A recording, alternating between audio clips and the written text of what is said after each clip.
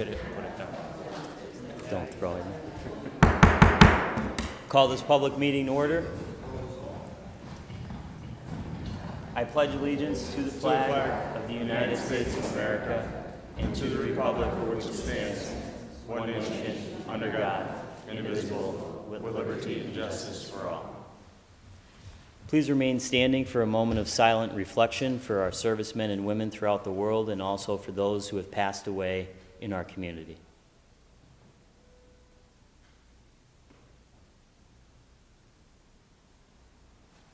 Thank you.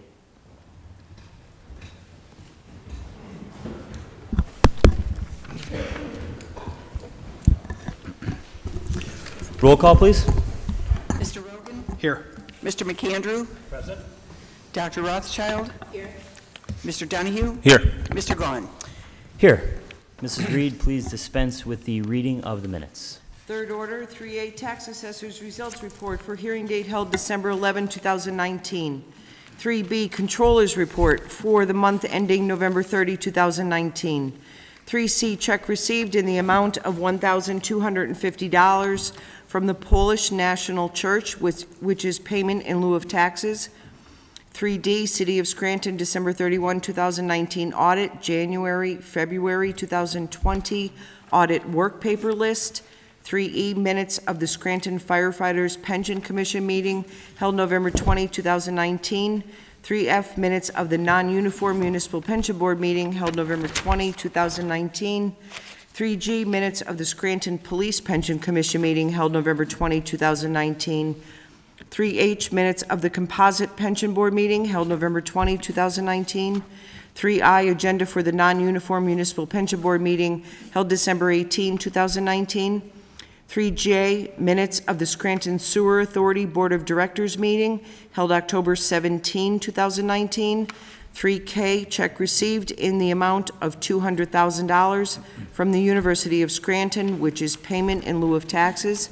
3L Tax Assessor's Report for hearing date to be held January 15, 2020. 3M agenda for the Board of Zoning Appeals meeting to be held January 15, 2020. 3N minutes of the Scranton Redevelopment Authority meeting held December 4, 2019. 3O breakdown of eligible salaries for the liquid fuels account for the months of October, November, and December 2019. 3P minutes of the Historical Architecture Review Board meeting held November 14, 2019. 3Q Single Tax Office City Funds Distributed Comparison Report 2018-2019 year-to-date December 31, 2019. Thank you. Are there any comments on any of the third order items? If not, received and filed. Do any council members have any announcements at this time? I have one. The PA Department of Conservation and Natural Resources recognizes one river annually as their River of the Year. This recognition is done to raise awareness of the important recreational, ecological, historical resources associated with the state's river and streams, and the Lackawanna River is one of this year's nominees. The Lackawanna was in the lead through last Friday, so if you haven't already, please take the time to vote for the Lackawanna River as River of the Year at pariveroftheyear.org. Voting ends this Friday, January 17th at 5 p.m. Thank you. Anyone else? I have an announcement as well. On this Saturday, January 18th, I believe starting at 11 a.m. in Wilkes-Barre, there's going to be a Northeast Pennsylvania Women's March that I will be speaking at, as well as Mayor Cognetti. So I just wanted to make the public aware if anyone was interested in attending that march. And that is going to be hosted by NEPA Now, the National Organization for Women, Action Together, Northeast PA, and Queer NEPA. Thank you. I have a few. First, ECTV has announced the schedule of broadcast times for city council meetings as follows. So our meetings have changed, obviously, from Monday nights to Tuesday nights. Our caucuses on Tuesdays will start at 5:45. The public is always welcome to attend. And our regular meetings will start at 6:30. Tuesdays, this meeting will be live. Wednesdays, it will be shown on ECTV at 10 a.m., Thursday at 2:30 p.m., Friday at 10 p.m., Saturday at 12 noon, and Sunday at 8 p.m. Next Monday, January 20th, City Hall will be closed in observance of Martin Luther King Jr. Day. The DPW is also off on this day, so refuse and red recycling containers will be a day behind next week. Next Tuesday, January 21st, there will be a public hearing at 6:15 p.m. for item 5B on tonight's agenda, closing a portion of Blucher Avenue between Beach and Birch Street on East Mountain. I have two other announcements, I think, which will be well received, and I'm glad, Ms. Hodowanitz, that you're sitting down for the first one. The 2018 audit has been received today in Council's office. Council just received the audit, so obviously we have not had a chance to go through and go through it. It will be in third order next week, so it will be on our agenda. There's a copy at the front desk in the clerk's office, so if anyone wants to go through and take a look at it, you're more than welcome to do that. Also, I wanted to announce that it's my understanding the Gasguard Audit, which was a point of contention last year, the contract has been signed with the Moretti firm December 26th, and there will be a meeting soon with the administration about that audit, and they have already started preliminary work as far as I know. The only other thing I want to mention is I would request anyone that comes up to speak at the meeting, please just state your name for the record for our stenographer. And also, if you have a request for information from council, if you could just, whether you put it in writing, whether you write a note and give it to our office secretary, Kathy Carrera, and put your name and email or your phone number, we would like in this new year to track any requests that come through so that we can have a record of it. So if you do have a lengthy request and it's not something simple that we can just answer right off the bat on the agenda, I would ask that you put it in writing. You can send one of us an email because we are going to start tracking that. Mrs. Reed? Fourth order, citizens' participation. And the first speaker we have tonight, and we're very glad to have her, is Mayor of the City of Scranton, Paige Cognetti.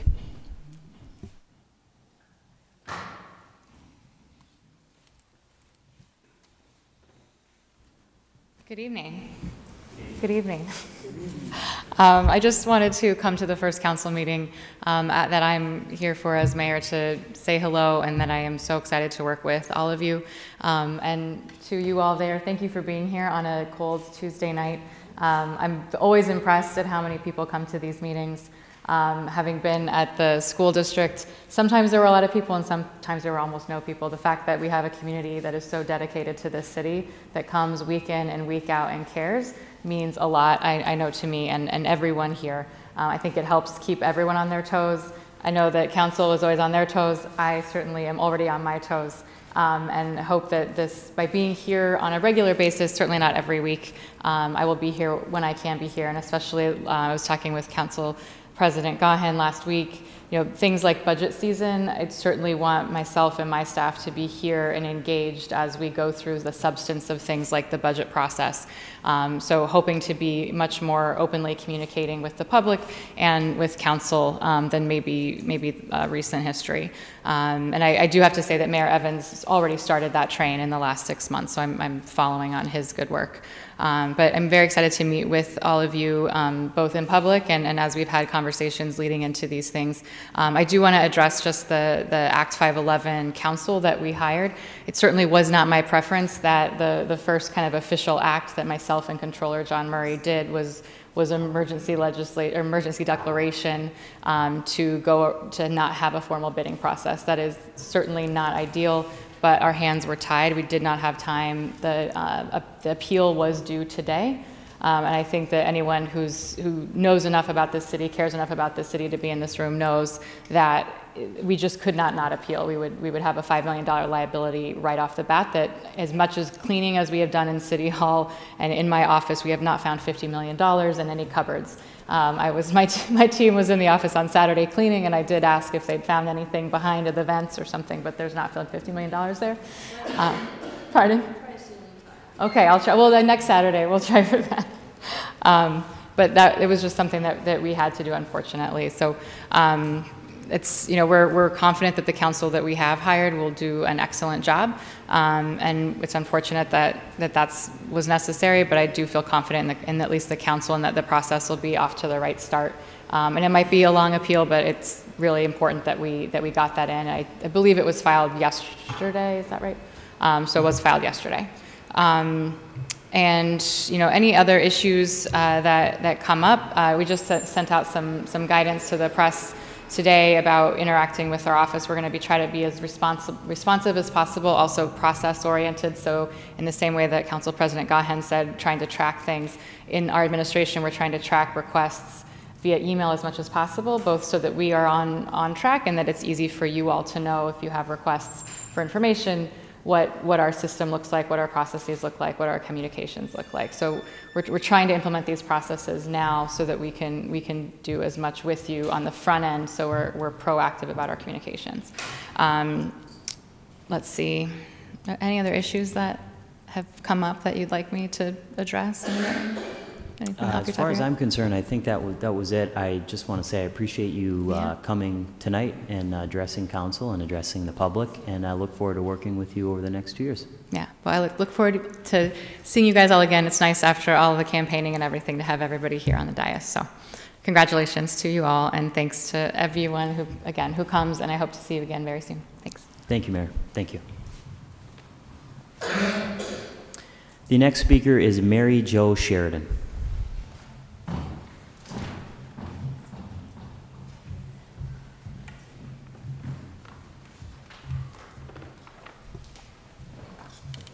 Oh, better leave these on so I can see you.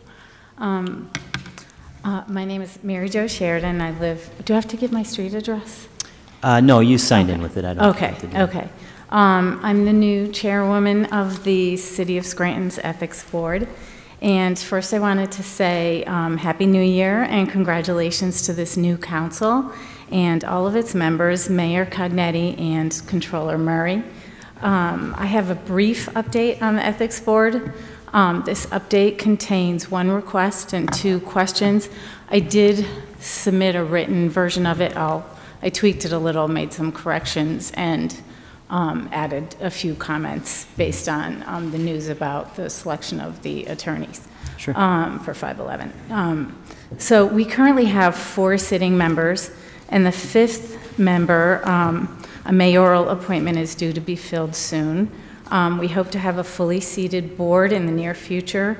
In the meantime, we're still able to vote and conduct business. In regard to hiring a solicitor for our board, we advertised in the Scranton Times-Tribune for a solicitor on December 20th. We're grateful to the city's law department for helping us to get the proposal itself together. The proposals from interested attorneys are due to the City Controller's office by 10 a.m. Thursday, January 23rd. With regard to the mayor's declaration of an emergency related to the judge's ruling on Act 511 and the expedited selection of a law firm to handle the appeal, the board appreciates the transparency provided by the mayor regarding the procurement of the law firm that will be working on the appeal, and we're glad to see that 3 firms were considered, even though a public solicitation wasn't conducted, you know, as it's supposed to be under normal circumstances. I also think it's understandable the public may be skeptical regarding agreements with law firms, given that some, you know, past payments to attorneys grossly lacked accountability or evidence of work actually having been performed. However, the Ethics Board is not going to rush to judgment about the process related to the selection of attorneys for this appeal. We appreciate the urgency of this situation and the potential devastating impact this ruling could have on the current ruling could have on our city. And we don't want to rush to judgment before we have all of the information to conduct a proper review ourselves, including a review of the contract with the law firm hired to handle the appeal and any political contributions made by any contracting parties. We do want to remind all officials that as I understand it, again, we don't have a solicitor, so this is our board interpreting the code without a solicitor, but Section 6H2 of the code on page 16 requires officials entering into any no-bid contract to provide a copy of the contract and certain specific information to the board prior to execution of the contract. And there doesn't appear to be an exception for contracts entered into under emergencies. But again, we appreciate this situation is unique. Therefore, however, we do request copies, and I'll hand this amended, these comments to you afterwards. We do request copies of any draft or executed contracts with attorneys assisting with the appeal, along with the additional required information under the code which relates to political contributions and contracting parties. We request the contracts and other information to be provided as soon as possible, and we will conduct a review expeditiously to ensure ethical, arm's-length transacting with terms that comply with the code and implement, best practices as much as possible. Do I have to stop? Okay. Okay. That was just, you have an additional 30 seconds. Oh, I do? Okay, okay. So let me just skip to the comments that I made. You have these comments. The one thing we would like to do, if possible, we have a request to hear from you about what priorities you would like us to set. You, the mayor, the controller. We view the ethics board as not being limited to investigating complaints, but it seems clear in several places in the code that we can serve in an advisory capacity. 2 questions that we have for you. Would one or more of you, along with a representative from the mayor's office and the controller's office, be willing to meet with 1 or 2 of our board members or our entire board so that we can hear your expectations of the board, because there is a lot in that code. And as far as our duties are as spelled out in the code. And then the other question I had was regarding any interest in training, which we can talk about at some other time in the future. But I appreciate you letting me speak. Thank you so much, Mrs. Sheridan, for coming tonight. As you know, I think everyone on council, and I know I've spoken to the mayor regarding ethics in the city, and we all think is very important. And speaking before the meeting to Mayor Cognetti, one of the things that she mentioned was working with Dick Thornburg, I believe it was, from Philadelphia, and the Committee of 70, and how they have run their ethics program. Yes. So I do think a meeting with council and the mayor's office is really important, and I would like, I'm sure the mayor would agree to set that up as well. Thank you. Okay, and the ethics training, definitely. I can't speak for everyone, but I'm assuming that we'd have no problem with that as well. Okay, thank you. Thank you so much. Okay, next speaker is John Morrow. Thank you. Good evening, Council, and welcome to our new members, staff. My first item of business this evening is I'd like to thank Councilperson Donahue for bringing attention to the fact that the Lackawanna River has been nominated for the PA River of the Year. I am a Scrantonian, member of the Board of Directors for the Lackawanna River Conservation Association, Lackawanna Valley Conservancy. I am employed at the Lackawanna Heritage Valley as the Trail Maintenance and Development Manager for the Lackawanna River Trail, and Downtown Ambassador for the Business Improvement District project for the Scranton Tomorrow. And yes, we are now in the dark for the voting, and we were in first place. We need to hold this, win this for the entire region. I cannot express how much this would mean for the civic pride and the economy for this region. Over the next year, all the events that we have along the river, along the trail, can be then promoted as on the Pennsylvania River of the Year. This will be good for our economy, good for the region, and I cannot express enough how much we appreciate the support, especially with the city, in this endeavor. And I just want to again, reiterate that we need every vote. This is ours to win this year, and I really think we all would like to see that happen.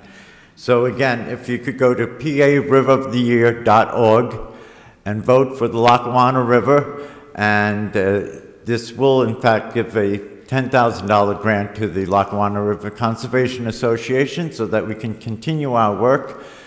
I don't think many people realize the remediation that has done along this river. This river has come back from a point in 30 years ago when my colleague, Mr. Bernie McGurl, first started working on this project to bring back the river. We would not have a trail system along this river were it in the condition that it were 30 years ago.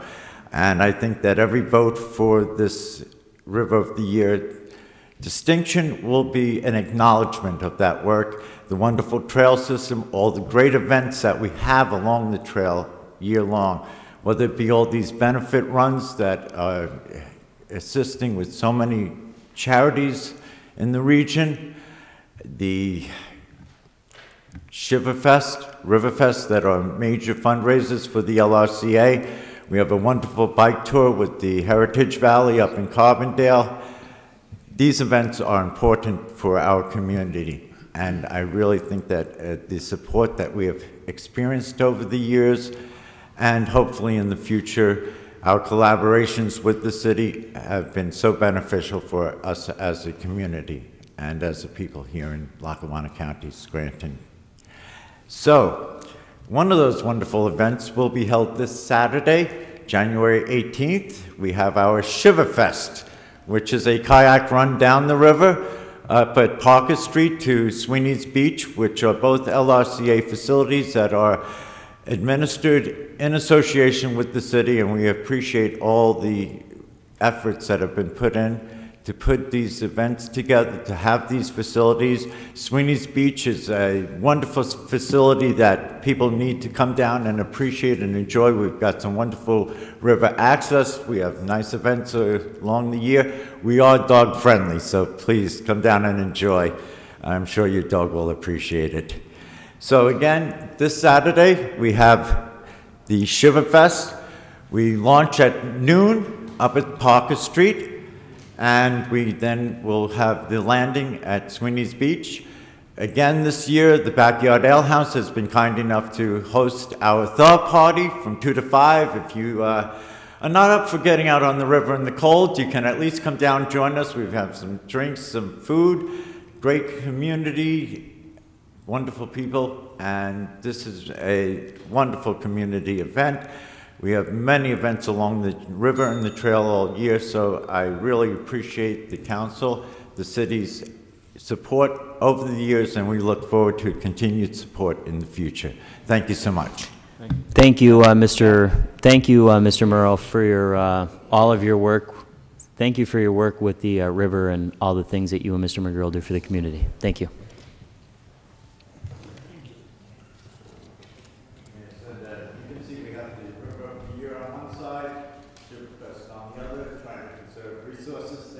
There you go.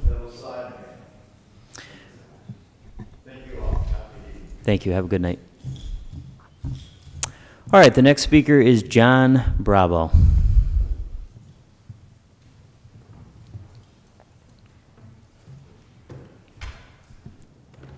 Hello. I'm back. I'm not going to try to rehash a lot of issues. Could you just state your name for the record? For I'm sorry. That's okay. John Bravo, Houdini Museum, Scranton, Pennsylvania. Thank you. I'm not going to rehash a lot of the things that I've been talking about the last couple months. It would be futile. You all know, and I also sent you all an email today detailing some of our problems. I'm here today to ask you to consider to rescind Ordinance 63, 2016, or to at least amend it. Before that ordinance, an owner of a business, a building, could apply and get a permit for simple repairs. That changed everything. If you were a business and you wanted to do repairs, even a simple repair like replacing 10 shingles that get blown off the roof, which we have these windstorms all the time. You have to hire a commercial contractor who has to draw up plans and then submit it to get a permit so that he can then hire a roofer to do it, which in previous years, the 20 or 30 years I owned the building, I would come down, get a permit, and if it was simple work, because I have that kind of a background, I would do the work, or I would hire a licensed roofer. I've went several times up to LIP, License and Permits Department, and they just brush me off, kind of smirkily, saying, well, they passed the law, so that's it, I'm sorry, goodbye, including trying to see the head of the department. So they bounce it back to you. If a law doesn't work, which this law is not working, people will find a way around the law. So what am I to do? Do it in the dead of night and replace it and break the law? Hire somebody to break the law? And whether you know it or not, there is now a cottage industry of people that go around doing this work that they're not allowed to get permits for because they've made it so difficult. Maybe it was, and that new law was put in during Mayor Courtwright's tenure.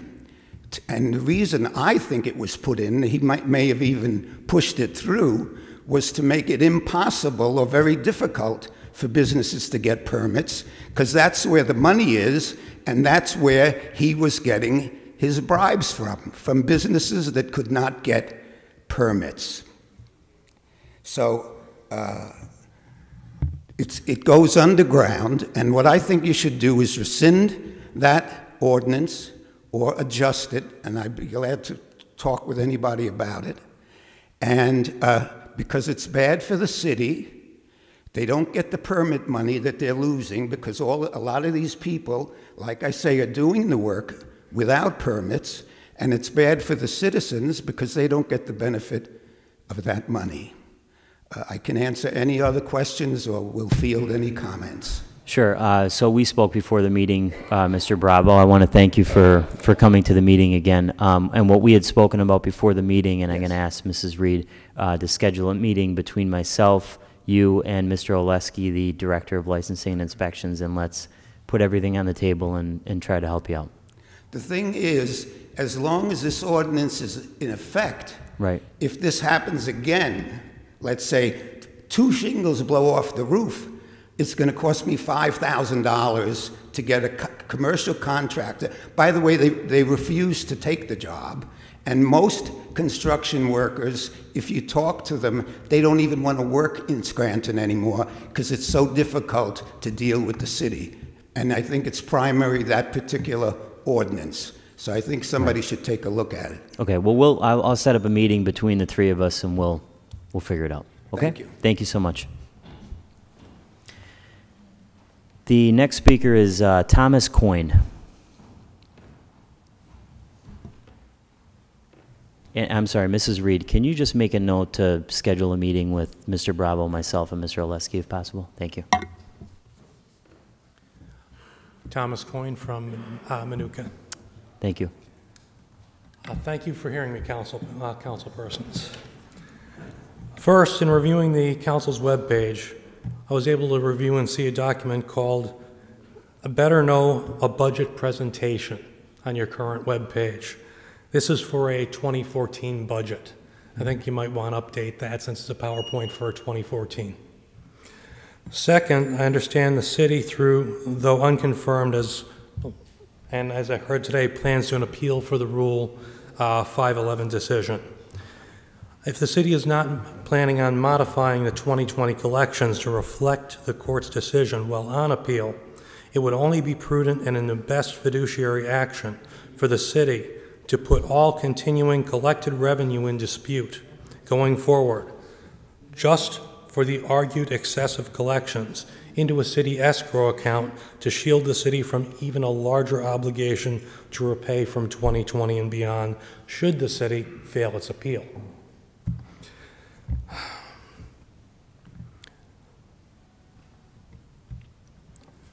And at last, I'm requesting a modification to the Scranton parking ordinance. That would be amending the file number 67 of 2019, requesting that one spot be assigned in the areas between the Scranton School Administration Building, City Hall, and County Courthouse for press media.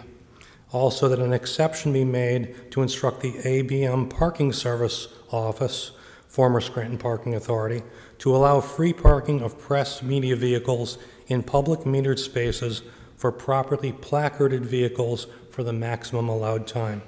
Free parking is not to be used to allow a vehicle, even so identified, to remain standing for multiple days.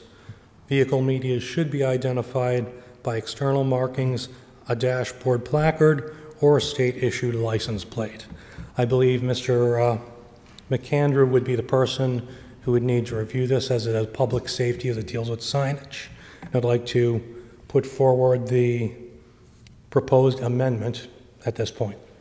Sure, you can give it to Ms. Carrera, and just make sure your contact information is on there, Mr. Coyne. It is signed, contact information is on it, and I have 5 copies that were for each. Okay, thank you.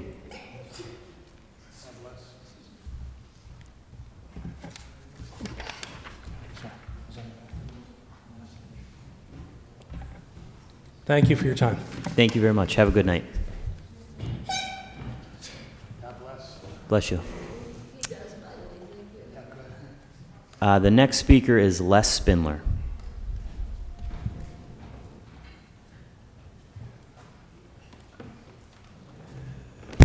Good evening, Council. Les Spindler, city resident, homeowner, taxpayer. First of all, I'd like to welcome the new council members. Wish you best of luck, and hope you do your best to help us taxpayers out. First thing, last meeting, last month, I was here talking about that rental registration letter that I received, which, to make a long story short, I am exempt. I met with the director, straightened it all out, but I still disagree with him. I pulled up the ordinance, and it says specifically, I forget word for word how it goes, but it says if you have a rental property and you live at the property and it's less than 4 units, you do not have to register. Specifically says you do not have to register. Now the director said, agreed, I'm exempt, but he says you still have to register. I said, no, it doesn't. Look at the ordinance. The ordinance specifically says you do not have to register. So to me, that says you don't have to mail that form in every year. And I said, it takes time for them to mail it out. It takes postage. I don't know how many people it goes to. So it's ridiculous. It says it right in the ordinance. So I don't know how he could say you still have to fill the form out, because that's not what it says in the ordinance. Next thing. As most people know, the garbage fee's been a big issue with me for 18 years now. And President Gong, can I ask the 2 new members how they feel about that? You can ask the question. If they want to respond, they certainly can respond. Councilwoman Rothschild, how do you feel about the garbage fee? Having looked at what was suggested prior to me starting on council, I think that we still need to have more conversations around it, because it doesn't seem that it's going to work the way that it was proposed. So we are having those discussions, and I want to find the best avenue that's going to work for the majority of people in the city regarding the garbage fee. Thank you. You're welcome. Councilman McAndrew. So your question is, how do I feel about it? How do I feel about what? The amount? How it was collected? About having it at all. Because I've been against it for 18 years, well, saying it's illegal. I'm split a couple ways on this. First of all, I like the fact that I can almost put anything out and it's picked up. The fee itself, my understanding is, I don't have a clear understanding as why it went up so much without really an explanation as how it's used, okay? So, and how the money is used. So it went from like 178 to whatever it is now, 300. 300. I always had a problem with that without explanation or the rationale to that. But if you're asking if I feel about the fee, I like the fact that, like I said, there's multiple members in my house, so I like the fact that I can put out almost whatever I want on a weekly basis. Now, with regards to, say, a per bag price for someone that lives alone, maybe we can do some type of hybrid in how it's billed. I mean, that's going to require a lot of discussion, but I do believe we need a fee. I'm not happy with the amount. I'm not happy with the amount at this point. But okay, I don't want all my time wasted. Let me educate you on the fee. Okay. It was put in to cover the tipping fees at the landfill. The tipping fees were paid off a few years ago. I forget exactly how many. So we shouldn't need the garbage fee anymore. And plus, we pay property tax to have our garbage picked up. So we're paying a double fee. And for what the former mayor wanted to do, putting the fees in with the income taxes, is illegal. With the property taxes, I mean. A CPA told me that it's illegal to put a fee in with taxes, because there's nowhere on a tax form to put fees. So, and I brought this up with the last council, so I don't know what's going to happen with that. Next thing. This recycling is becoming a joke. I think we should look for somewhere else besides a recycling center to do our business with. First it was the cans and bottles and the plastic. Now we can only do cans and bottles. Now it's the paper and cardboard. Like, people are just going to throw everything in the garbage now. The purpose of recycling is to keep more stuff out of the dumps. It seems like we're pushing people just to throw everything in the garbage. It's not the city, it's the recycling center. So I don't know what the answer is, because my daughter told me, she goes, Dad, I'm just going to throw everything in the garbage. And she's not the only one. I think it's ridiculous. This recycling center is out of control. And I think we should try to get them in here for a caucus. Right. Thank you. Thank you for your time. Thank you, Mr. Spindler. Have a good night. Lee Morgan is the next speaker.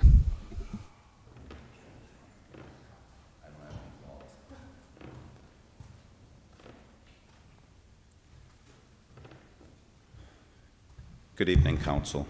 Lee Morgan. Not that it's relevant, but, you know, so be it. I gave the mayor and the council a copy of a request that I have, and I'd like the public to understand what I've asked. And then if I have time afterwards, I'll touch on a couple things here. It says, "My name is Lee Morgan. I request the following actions by the Scranton City Government, of which you are the chief executive." I'm talking about the mayor.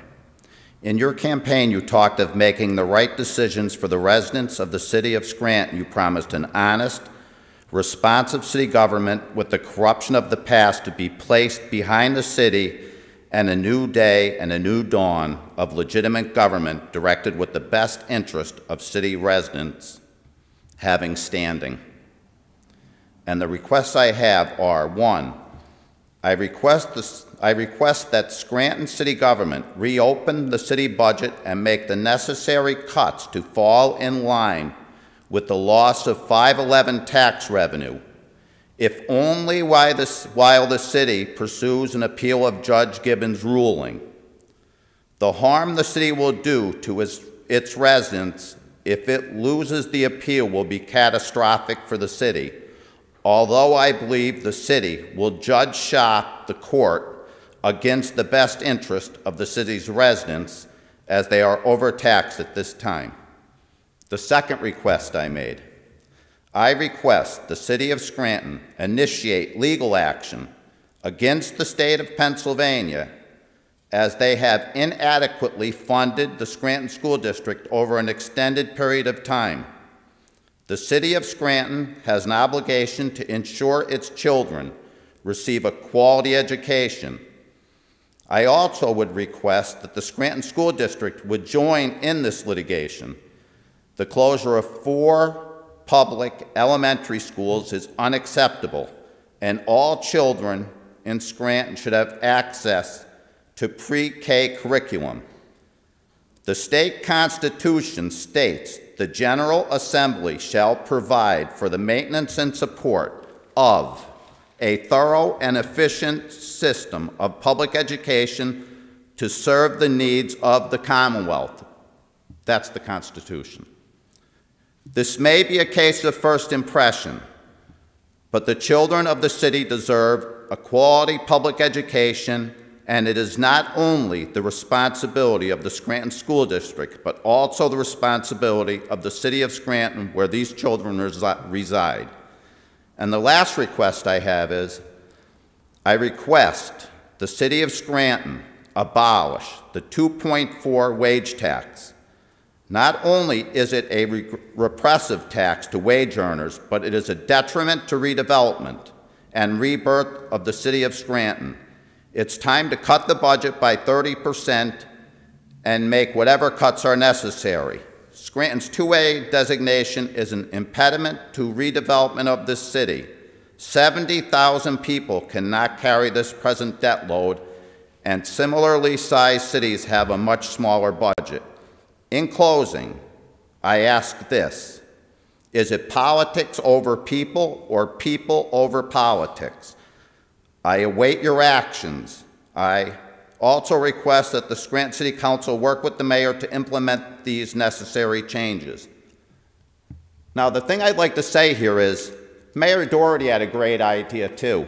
He determined that he was going to fight the city's unions, and he lost. And now what I'm saying is that if you follow a failed plan and you proceed into litigation and you lose, imagine the harm you're going to do to the residents. Now, I haven't read the judge's ruling and the case law that he uses to hold it up, but you can file any appeal you want, and you can tie the court up like Governor Randall did for Mr. Doherty for a long time. But sooner or later, a judge is going to hear that, and you should stop, at least open the budget and stop collecting that tax until you have an answer. And if you want to do research, go and look what happened to Mr. Doherty and the city. Thank you. Thank you, Mr. Morgan. Have a nice night. Next speaker is Lenny Cerebro.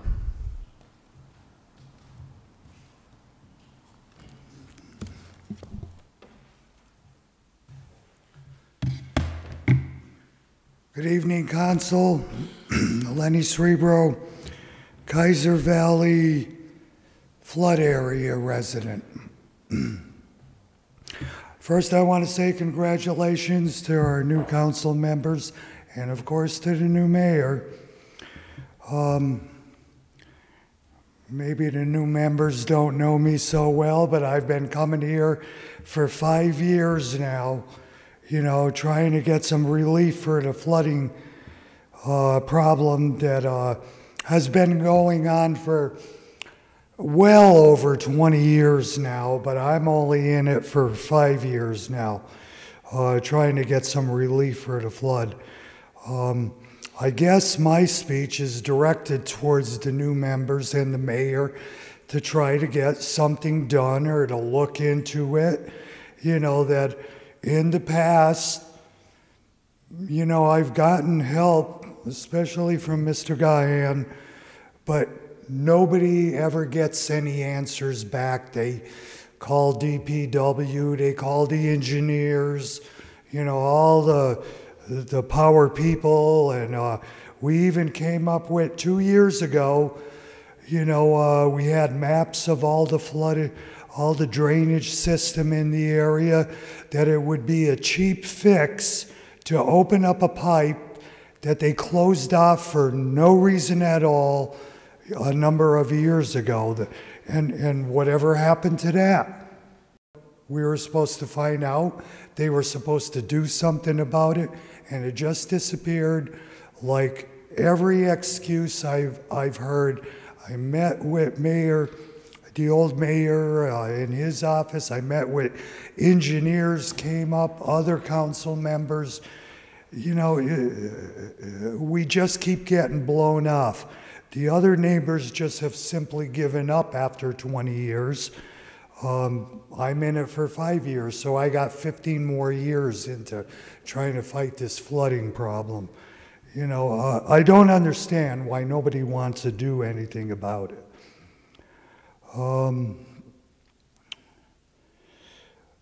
Please, I'm hoping that at the next council meeting, somebody's going to give me an answer that they spoke to the new mayor and, you know, either instead of getting the bull stories all the time, either a simple, yes, we're really going to do something about it, or no, and don't bother us no more.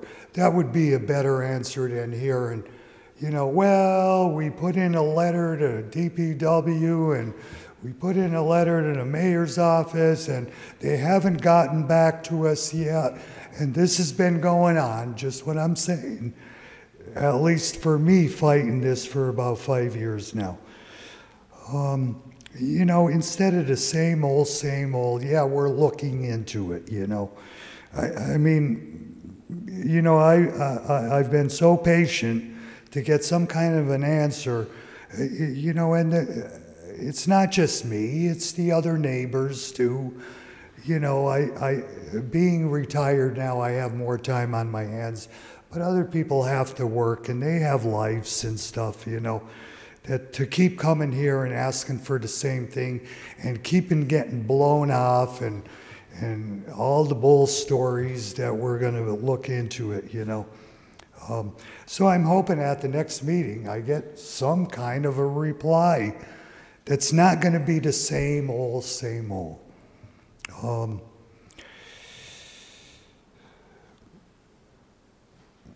You know, I just feel that, you know, I deserve the neighbors, you know, it's probably about an 8 or a 10 square block area that everybody gets flooded out, you know.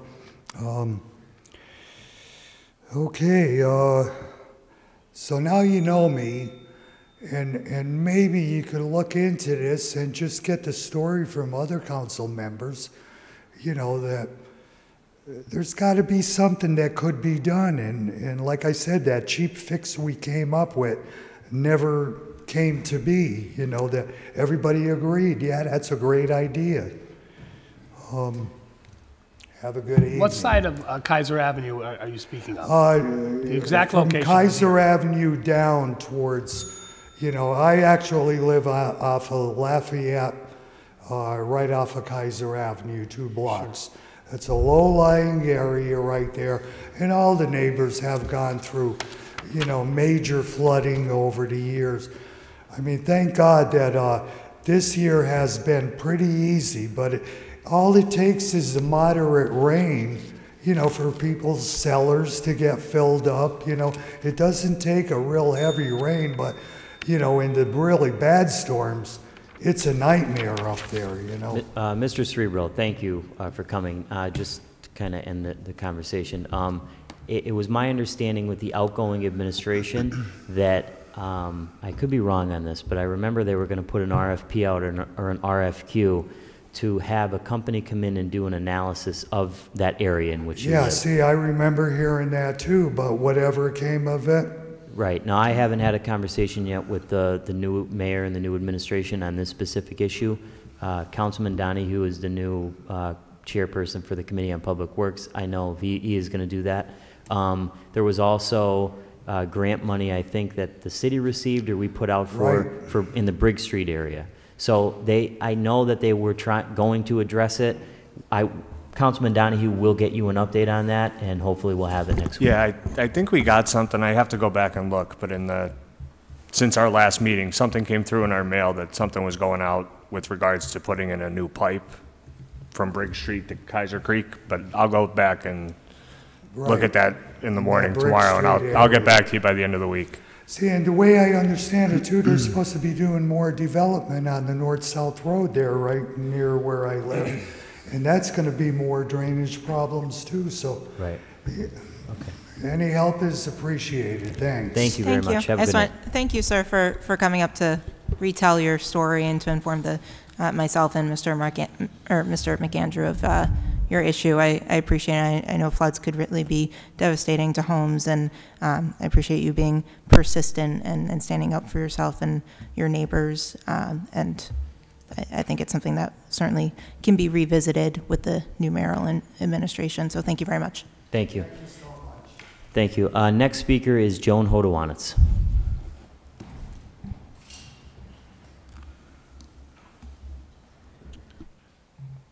Joan Hodowanitz, city resident and taxpayer.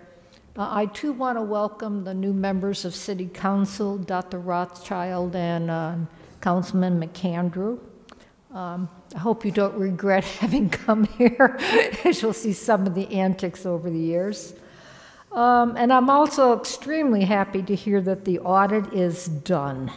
I'll be here tomorrow to try to look at it. I hope that IT can get it on the BA's page quickly, so we can have time to look at it.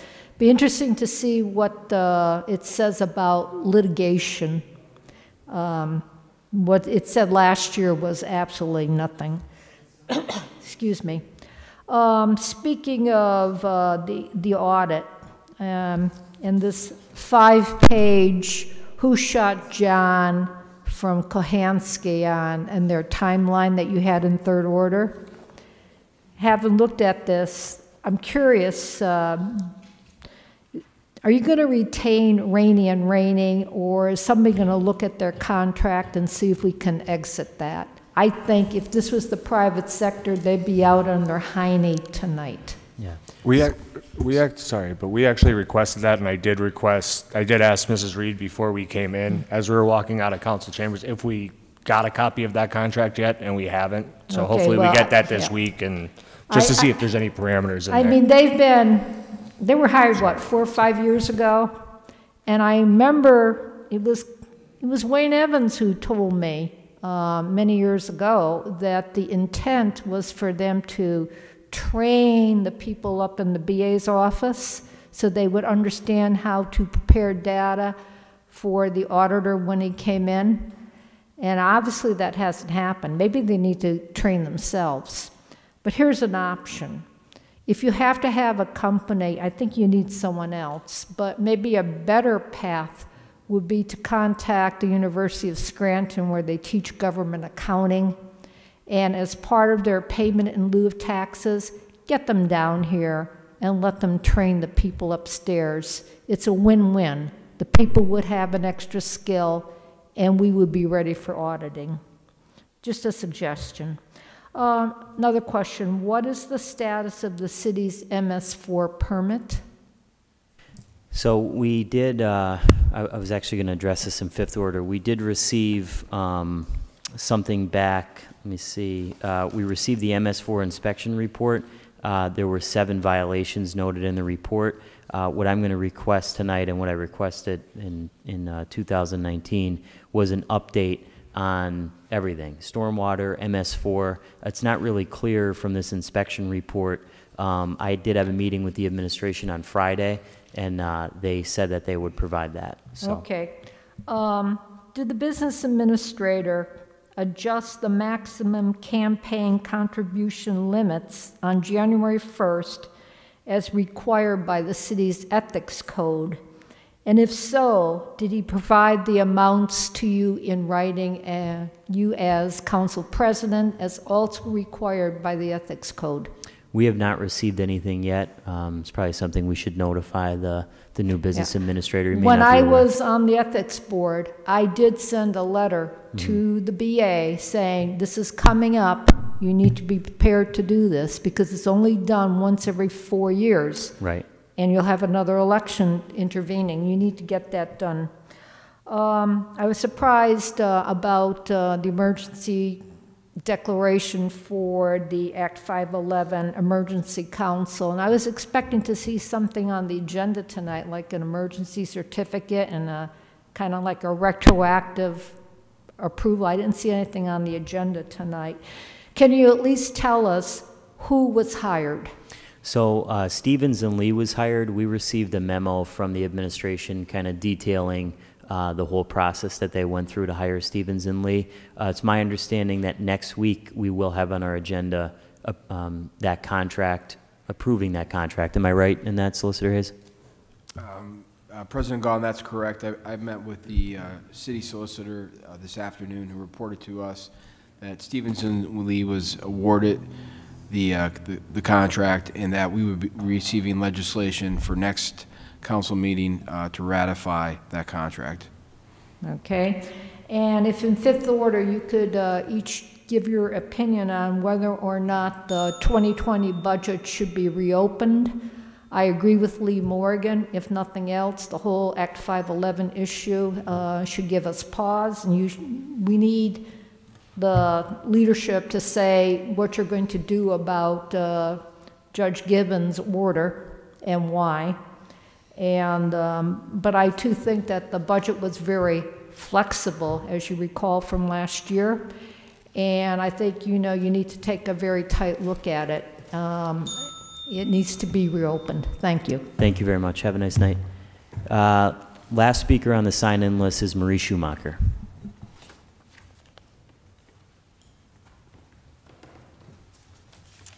Marie Schumacher. I'd like to talk trash first. Why did we learn of this separation in the Scranton Times? Why did we not hear it from our city? And when will we hear something? I read the paper, I separated my cardboard and my newspapers, and one of them is still sitting out there, and the other, and I mean, is it gonna sit out there for 3 weeks, 2 weeks? What is the plan? Are we gonna have 3 separate? We're gonna do glass and then cardboard and then paper? Oh, that gets pretty heavy for us little old ladies, you know. Yeah. So especially when it gets wet, you gotta bring it back in. But seriously, it's just sort of crazy. And what is cardboard? Is it just corrugated cardboard that we put in, or is it a cereal box? Which, I mean, I've always put everything in. I put everything in but the TP, but, you know, I'm getting to possibly go along with less and just throw it all in the garbage. And do you want an answer now? Yep. Do you want to defer? So I know they're in the process of working out a better collection system so that doesn't happen, and hopefully that happens in the next couple weeks. But I also think we do need to do an educational piece if we're going to be separating cardboard and paper on what constitutes as paper and what constitutes as cardboard. Like you said, whether you're putting cereal boxes or even magazines or the junk mail you get every day. I do those separately, but yeah, okay. That, some sort of educational piece should go out in the near future too. Yeah, I just think it's crazy. We've known. I mean, you told me yourself when this came up months ago, I said, is this going to, when they notified some other municipality, and you said you talked to them and it wasn't going to happen until next year. Well, here it is next year, but we may as well not have known about it because nothing was done again. Okay, now, I would like an update on the rental registration fiasco that occurred last year in fifth order, perhaps. People are still getting letters asking for rental registration, and you know the problem. I would also like to know how much that costs we taxpayers. I have an amount. We received a memo from Mr. Oleski on that. That'll be in third order next week on the agenda. Okay, very good.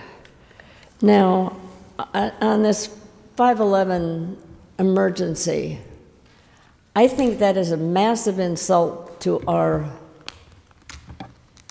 intelligence, personally. We learned on the 16th of December. On the 18th of December, our mayor said, we are going to appeal, which I interpreted as, I am calling Jessica down here, and we're going to send her down to the courthouse and wherever we have to go to make the appeal. It's been almost a month. We certainly had time. If those people, I guess it's the transition team, had time to go out and interview 3 separate law firms of their choosing, apparently. We don't know what the qualifications were, anything. But if they had time to do that and award a contract, they had time to put out an RFP back in on the 18th. Actually, it could have been done on the 17th. So I just think that's, and the fact that it wasn't on the agenda tonight, putting the cart before the horse is a terrible way to start the year if you want people to really believe that we're going to do things differently. This is not doing it differently. It's just put it on the back burner. Now, to the future again, what is the status of our debt management policy? We've been talking about this for years as well. Yeah, as far as I know, we don't have one. Yeah, I know that. Obviously, right. The last administration, the way it was left off, was, I don't know, Councilman Donahue, was there a draft of it? Did you go to the town meetings? Or? There was not, but I know that the new administration is aware of it, and they are working on putting together a fund balance policy and also a debt policy. Do we have an ECD? An estimated completion date for that? I don't. They were made aware of it to my knowledge today, okay. So they are putting that together. Okay, and oh, that's my third set. That's okay. The other thing is, yeah, what is the dollar limit on the contract that our mayor let with Stevens and whomever? What do you Lee, mean? yeah. The dollar limit? What do you mean by that? How much are we obligated, we taxpayers, to pay them? I don't know the figure yet. We haven't received it, but we will next week when we vote on it. Okay, and then that reminds me, just the last thing, yeah, I know, but what I'm saying is, what happened to the clocks instead of the bells? Thank you, Mrs. Schumacher. Thank Ms. you. Schumacher. So just to answer your question while you're there. So we did have our sound engineer write up a proposal. I didn't get a chance to talk about it in the caucus tonight with the other members, but we are working towards getting a clock system set up because, as you know, as I had explained, I don't really like the bell system. So hopefully within the next few weeks we move away from that. Okay? Thank you. Thank you. Have a good night. If there's no other speakers on the sign-in sheet, I see Mr. Dobson eager to get up here. So, Mr. Dobson, welcome.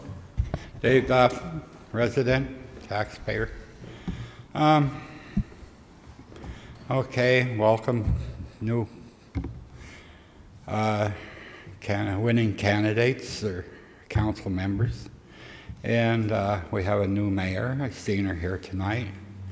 You know, a lot of letters, I read the letters almost every day from the Scranton Times unless I have a big headache or a cold or something.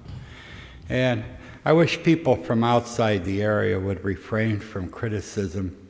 You know, there was a letter in there about bringing a baby into City Hall. I think that's a pretty neat idea myself. And furthermore, what's a woman to do? It took over 100 years just to get them the right to vote. You know, what a country. You know, when people talk about reconstruction or construction, strict constructionists with the Constitution, they don't realize that we had slaves written into the Constitution, you know, and they had the right to be represented by their masters at 3/5. 60% of a human being. I mean, you know, so I basically support that, and I wish people from outside the area wouldn't find fault with Scranton because they don't have to live here. Once again, the Act 511. You know, we have an appraisal system on houses and property that is 60 years old or 50 years old. So the loss of the 511 case would be a non-issue if reappraisal had been done. And it was done and abandoned at great expense, $6 or $7 million, maybe about 10 years ago. And furthermore, 36% of tax-exempt properties exist within the city. Now, I'm not saying they shouldn't exist, They probably have to exist, and our lives are better because they exist, but the lives are better throughout the whole county and even further than that, because people are rushed down to the hospitals from Carbondale. They have a courthouse in Scranton. They have a federal courthouse in Scranton. They have state buildings in Scranton. You know, the list just goes on and on and on. We have colleges in Scranton.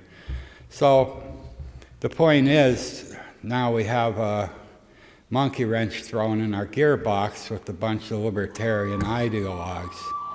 When I mentioned that I was a libertarian, please, I was a libertarian years ago. It was strictly social libertarian. It had nothing to do with economics. In fact, I thought, oh, that's a real joke, you know.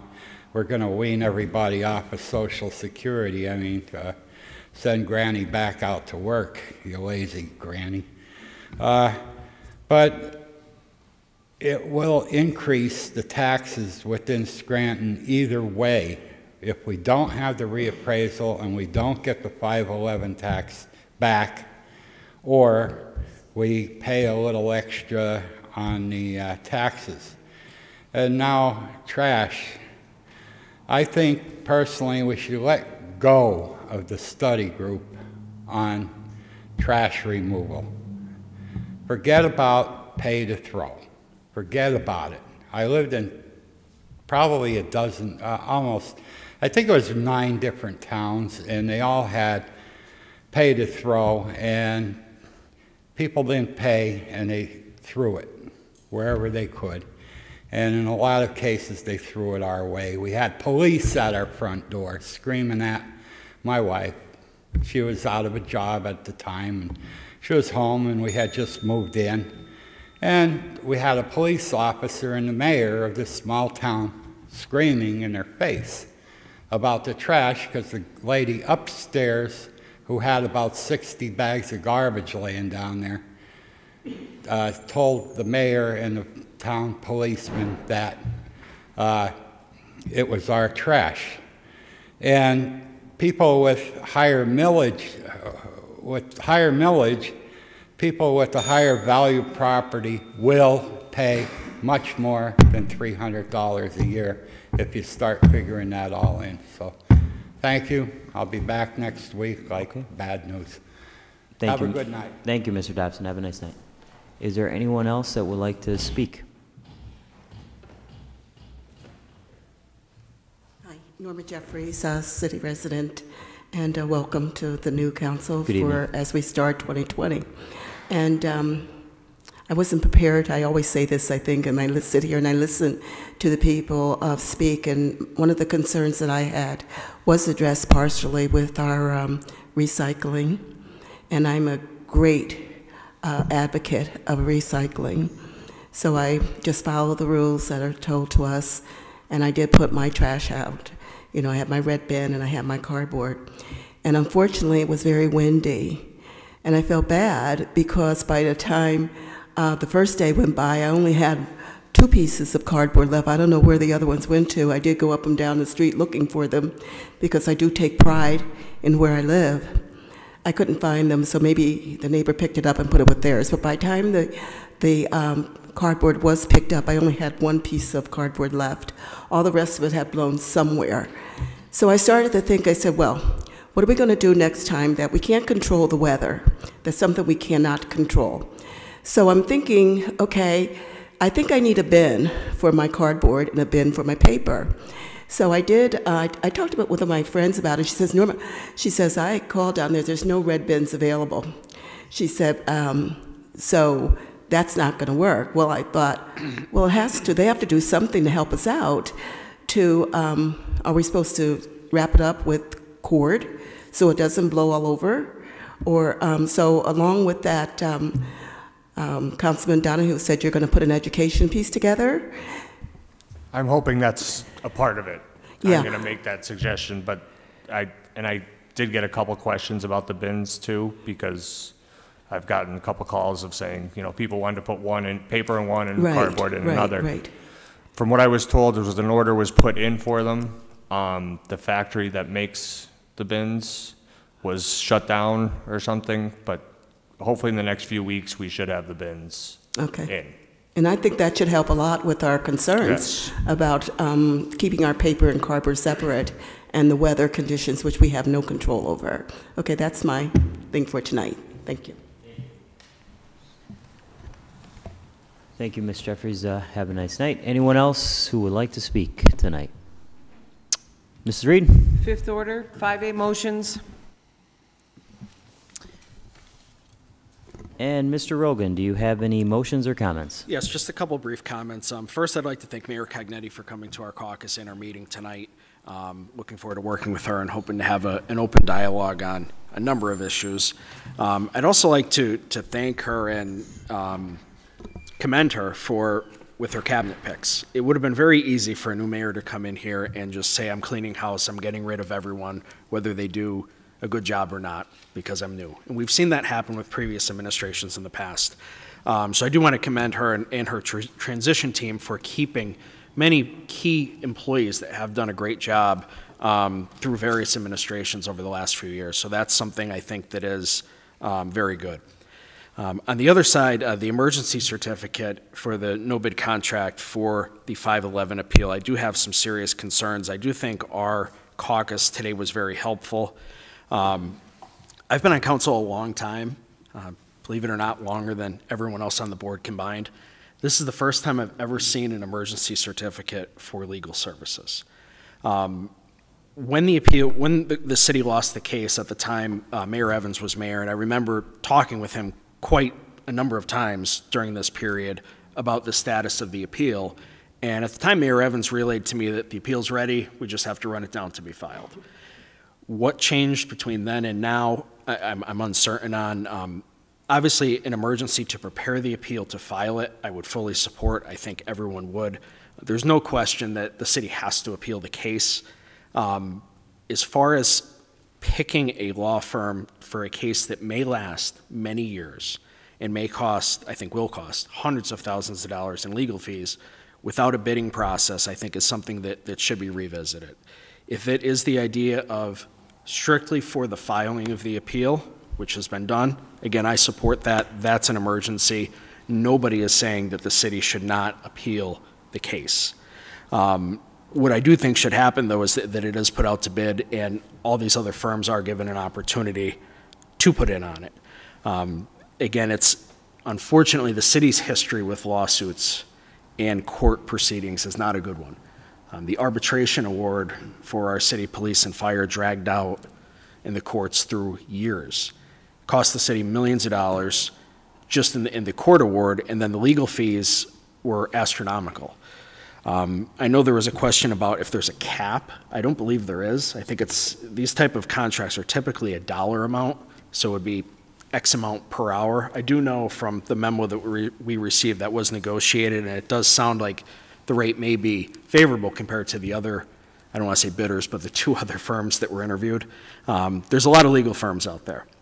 And again, as I know council's going to receive something to put a rubber stamp on as far as an approval goes, but really the process should have played out through the RFP process and through a bid process. I don't even know if council's vote under an emergency certificate is even meaningful.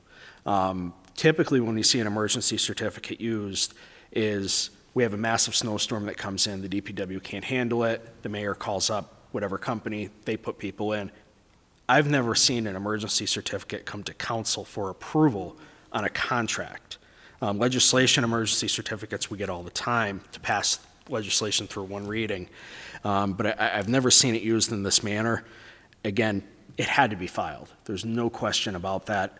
I just think the previous mayor had it ready to go through the legal department. I understand the change in strategy from using our internal attorneys to using outside attorneys. I understand it, and it probably is the best course of action because our city solicitor and her team have a number of issues to work on. So I'm not disagreeing with the strategy or the reasoning behind it, but I do think, and I know Councilman McAndrew asked the question to our solicitor in the caucus, if it could have been filed by the city directly and then another team takes over, which I think is the best course of action. That's all I have for tonight. Thank you. Thank you, Councilman Rogan. Councilman McAndrew, do you have any motions or comments? I have a few, thank you. As Chairman of Public Safety, I would like to give a shout out to our first responders for last week's events. First being the heroic efforts of Scranton firefighter Bill Walsh and the ice rescue team for saving a deer that fell through the ice at Moosic Lake. Great job. Secondly, a shout out and thank you to the brave men and women of the Scranton Police Department and surrounding area police departments for National Law Enforcement Day, which was last Thursday. So once again, a big thank you to our hometown heroes. I'd like to also speak to the emergency declaration. So I posed this question in the back, like Councilman Rogan just said, and my question was pretty much, okay, the decision came, I understand the sense of urgency with regards to the appeal, of course. So, but the decision came down on the 16th. My question, and I'm going to pose it again, Solicitor Hayes, to you, so the public's informed, because I had a question, I wanted an answer and some rationale. So, and my question was, why didn't the current solicitor start the appeal process? Get it started. You know, I know that it had to be started to give us some wiggle room or some time to actually put it out to bid, the legal services that are going to be required. Because it appears to me, and that it's more reactive than proactive. Yeah. Councilman McAndrew, my understanding is that the prior administration, and I was not part of these discussions, made the determination that they wanted the incoming mayor to have the ability to decide whether to proceed with the appeal and to select, be involved in the selection of council who would take up the appeal. So the current mayor was presented with a circumstance where she was appointed, or she assumed office on January the 6th. The appeal is due January the 14th. Obviously, she had no options other than the one that she pursued at that time. I can't tell you as to why notice of appeal was not filed prior to Mayor Cognetti assuming office, but that's my understanding as to why that was part of their rationale, as far as I know. It's to leave it to the new mayor to make the decision as to whether she wants to pursue the appeal and to be involved in the selection of council. Okay, thank you. I also have a request to Mrs. Reed. I've had a couple inquiries to me. Oh, I'm sorry, you're over there. With regards to the splash pad at Novembrino Pool Complex, could you please reach out or craft a letter to Tom Priumbo of OECD for an update and a timeline, if you would do that for me, please? Thank you. That's all I have. Thank you, Councilman McAndrew. Dr. Rothschild, do you have any motions or comments? I have no comments at this time. Thank you. Thank you. Councilman Donahue, do you have any motions or comments? Yes. I was extremely disappointed in Auditor General Eugene D. Pasquale's statement that budget cuts may prevent his office from conducting a performance audit of the sale of the Scranton Sewer Authority.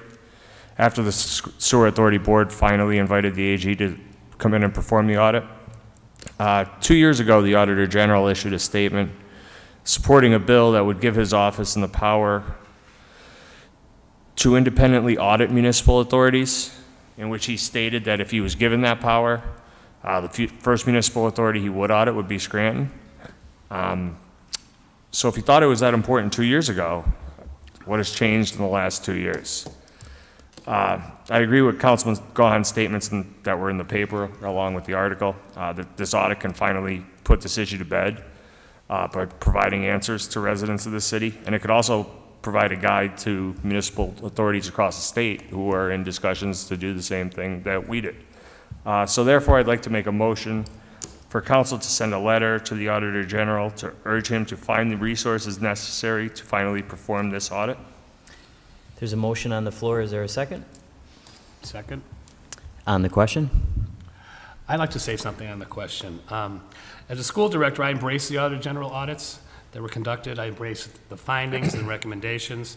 I too don't understand why an audit on the Scranton Sewer Authority sale would not be a priority at the state level because of its magnitude, even with the reduction of their staff. So I hope, the first request, I hope that was a save the date, and we're sending another invitation that I hope he comes in with at least +1 or a few more. Thank you. Thank you. I would agree. I think it's, as I have stated in the past, I do think, this is something that both the Dunmore Council, the Scranton Council, and the current Dunmore Mayor, Tim Burke, has been pushing for. I understand that it was out of the Auditor General's control that his staff was cut by the Republican-controlled legislature. However, I do think that whatever resources the Auditor General can put towards the audit, it is important. I think it's important to this council, it's important to the Dunmore Council, and it's important to all of the ratepayers in both Dunmore and Scranton. So I agree with sending the follow-up letter asking the Auditor General maybe for a timeline on when he might make a decision, and just expressing how important, again, this is to both the Council of Scranton and of Dunmore. Anybody else on the question? All those in favor signify by saying aye. Aye. Aye. Opposed? The ayes have it and the motion passes. That's all I have. Thank you. Well, thank you everyone for coming out tonight. I have a few comments. In regards to the Act 511 emergency declaration that came down, I just want to make a few points because I think the issue is it's a more complicated issue than it's being made out to be. I look at it two ways. The decision from the judge came down on, I think, December 16th. So in a perfect world, let's just say that the previous administration under Wayne Evans had issued an RFQ and they had one ready to go for appellate legal services. That takes weeks to get the bids in, to review the bids. Then that would have to come before council. That takes a minimum of 3 weeks. So there's at least 2 or 3 months there. The deadline to appeal was January 14th. So there, in my view, after all the facts that I've looked at and in my conversations with the administration, the alternative would be to not file an appeal and be faced with the $50 million judgment, which of course we don't have $50 million. So the alternative, in my opinion, would be devastating. As I mentioned in the newspaper, is it an ideal situation? No, and I think Mayor Cognetti made that point tonight. It is certainly not an ideal situation to start off the new year with an emergency declaration. Is it an absolute necessity? Yes. Will we have to pay legal fees? Yes. But the alternative is, instead of paying tens of thousands or hundreds of thousands of legal fees, we're going to have to pay $50 million. And that's still up in the air on whether, on how the case is going to work out. So I do think it's important. The logistics of it obviously was explained in the memo that was received by council. And I'm hopeful that this firm comes in and argues successfully on behalf of the city. One of the things that I've heard over the last few days from people is, the city should just file bankruptcy.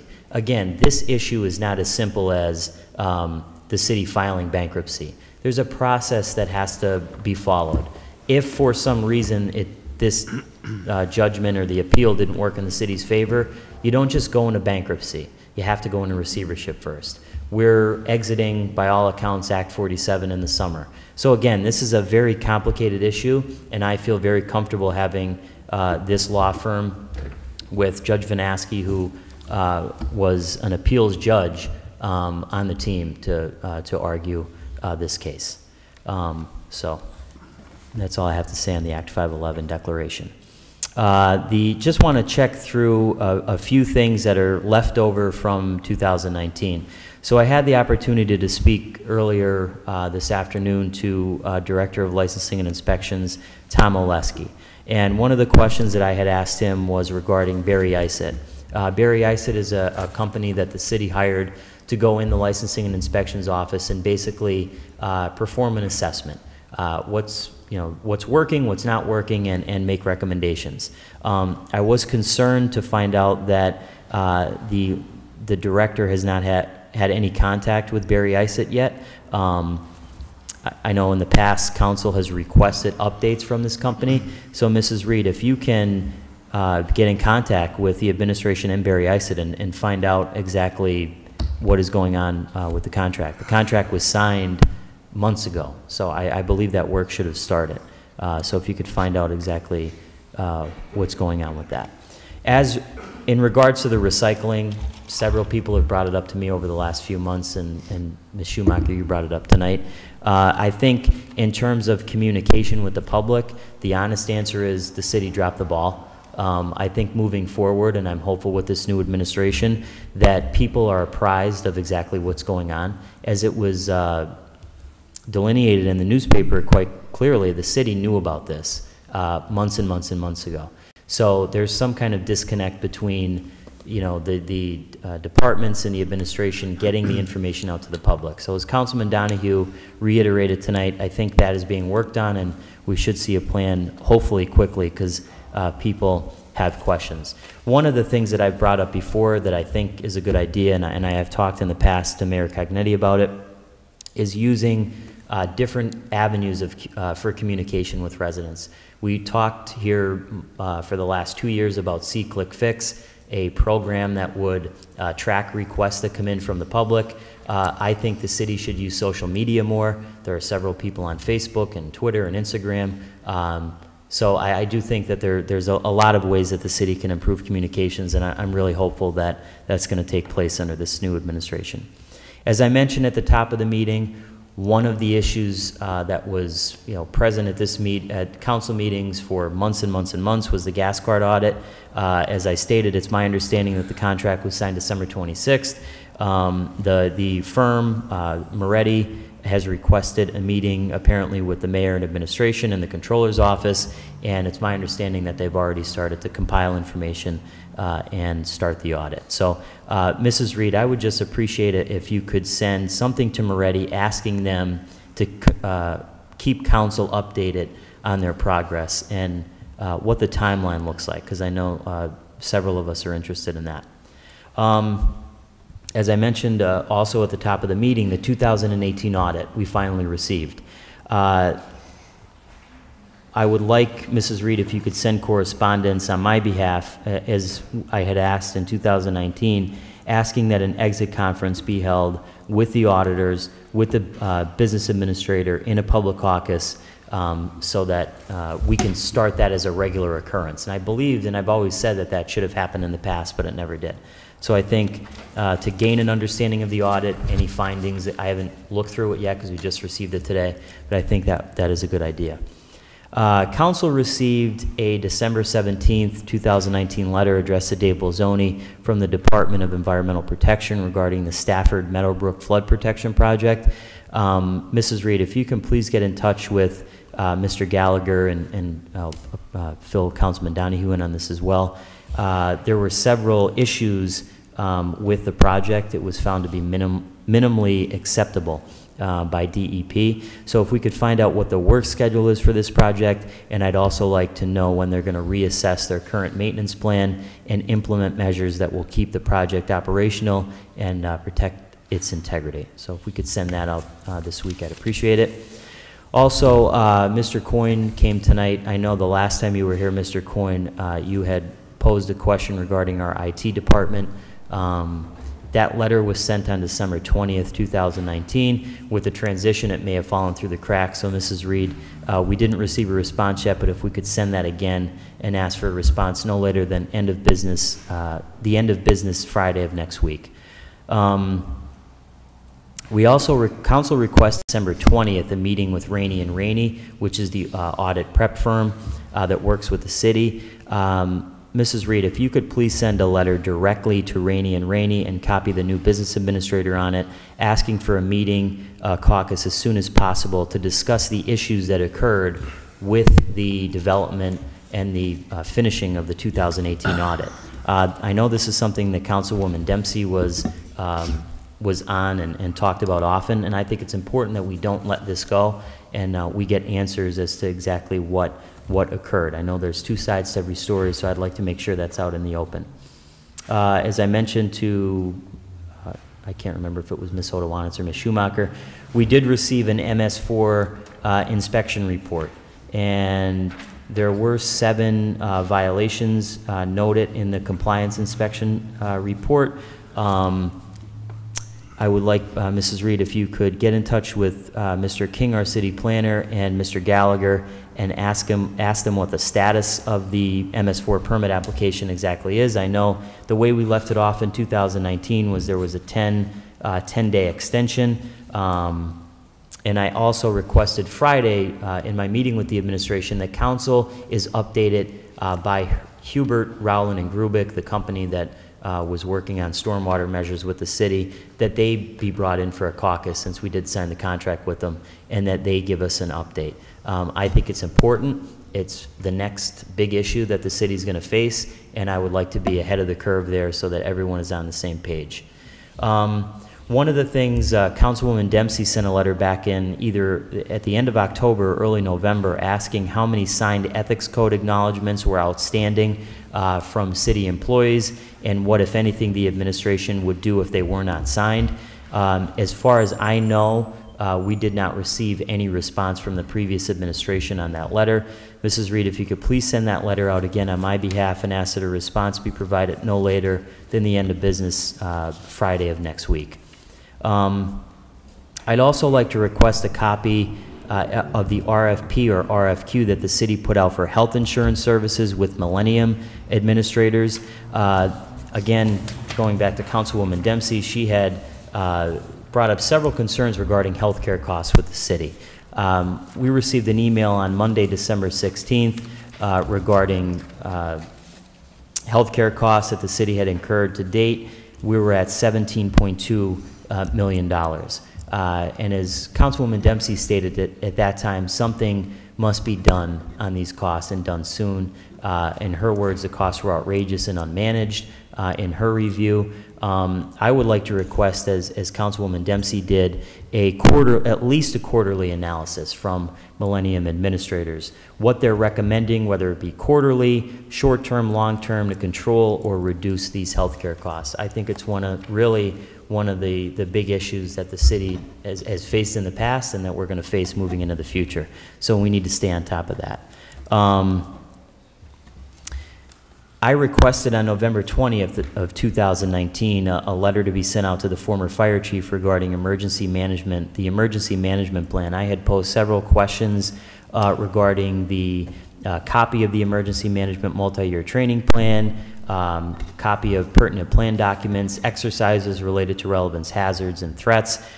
We did not receive a response to that request, so Mrs. Reed, if you could send another request to the new acting fire chief, Al Lucas, and ask that he respond no later than next Friday, end of business. One of the issues that we encountered at the end of 2019, I just met with a neighbor over on 3rd Avenue regarding this again, is truck traffic on 3rd Avenue. One of the issues is the Elm Street Bridge has been posted, so there are trucks coming out of, salt trucks coming out of a plant behind Danny's garage there on Elm Street, and they're, instead of going over the bridge now, they're going down 3rd Avenue.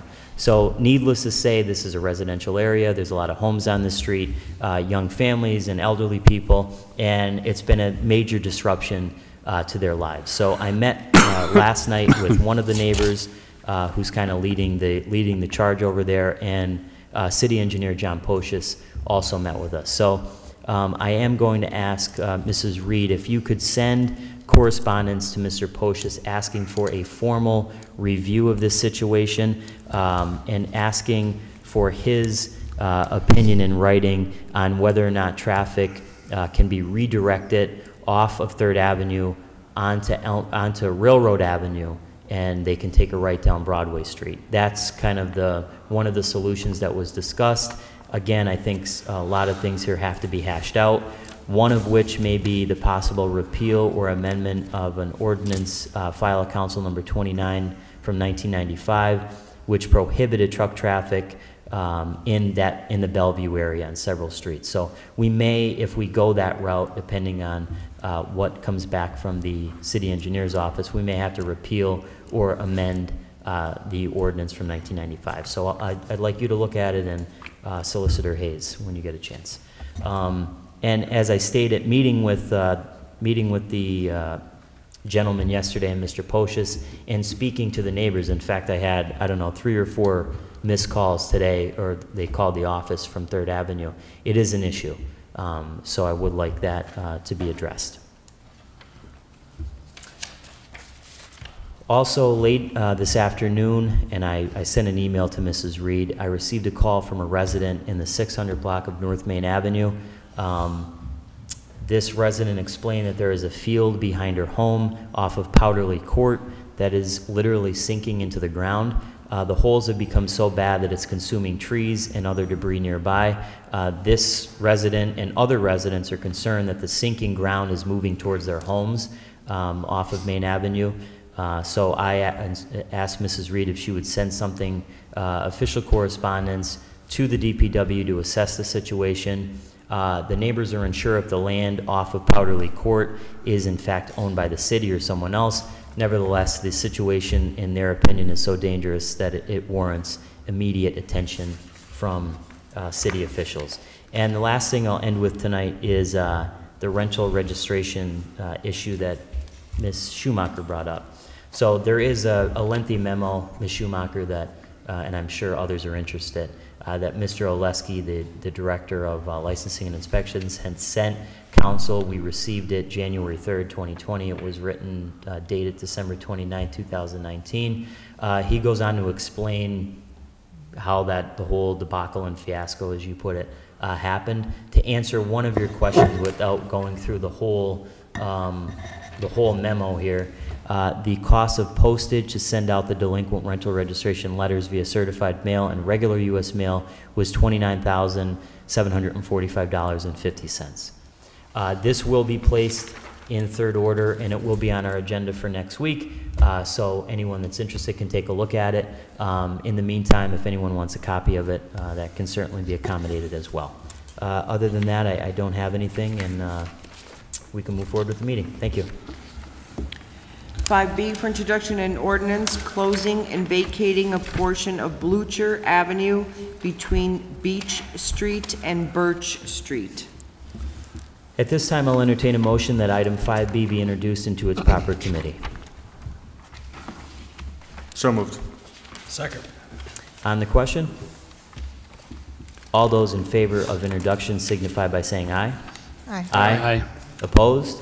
The ayes have it, and so moved. 5C for introduction and ordinance amending file of the council number 43, 2018, and ordinance amending file of the council number 100, 1976, entitled an ordinance as amended levying general and special taxes for the fiscal year 1977 by setting the millage for the year 2020, and the same shall remain in full force and effect annually thereafter by amending section 1, reverting back to the millage rates from 2016, which are 0.232521 mills levy on land and 0.050564 mills levy on all buildings, and by eliminating the dedicated millage for debt service contained in section 2 and replacing the dedicated millage for debt service with the dedicated debt percentage of 33% of real estate tax revenues collected on a current year basis.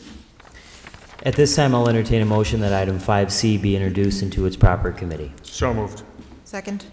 On the question, all those in favor of introduction signify by saying aye. Aye. Opposed? The ayes have it, and so moved. 5D for introduction, a resolution approving, in accordance with section 147F of the Internal Revenue Code of 1986 as amended, a plan of financing of the Scranton-Lackawanna Health and Welfare Authority, and declaring that it is desirable for the health, safety, and welfare of the people of the city of Scranton for the Scranton-Lackawanna Health and Welfare Authority to undertake a project for Northeastern Child Care Services. At this time, I'll entertain a motion that item 5D be introduced into its proper committee. So moved. Second. On the question, all those in favor of introduction signify by saying aye. Aye. Aye. Opposed? The ayes have it, and so moved. 5E for introduction, a resolution authorizing the Director of the Department of Public Works of the City of Scranton to sign and submit the Pennsylvania Department of Transportation application for traffic signal approval for traffic signal permit number 5654, Lackawanna Avenue and Franklin Avenue. At this time, I'll entertain a motion that item 5E be introduced into its proper committee. So moved. Second. On the question? Yes, on the question, just to kind of explain what this legislation is. So there has been issues with pedestrian safety in front of the state office building. So city officials got together with PennDOT and other interested parties, and what they're going to do is revise the permit to have 4 seconds of advanced pedestrian time and add additional green time to the state office building parking lot driveway at quitting time, which is around 3:30 p.m., 4 p.m., and 4:30 p.m. Thank you. Anyone else on the question? All those in favor of introduction signify by saying aye. Aye. Aye. Opposed? The ayes have it and so moved. 5F for introduction of resolution authorizing the Director of the Department of Public Works of the City of Scranton to sign and submit the Pennsylvania Department of Transportation application for traffic signal approval for traffic signal permit number 40110 at Lackawanna Avenue and Mifflin Avenue, entrance to Steamtown Mall. At this time, I'll entertain a motion that item 5F be introduced into its proper committee. So moved. Second. On the question? All those in favor of introduction signify by saying aye. Aye. Opposed? The ayes have it and so moved. 6th order, 6A, no business at this time. 7th order, 7A, no business at this time. If there's no further business, I'll entertain a motion to adjourn. Motion to adjourn. This meeting is adjourned. Thank you.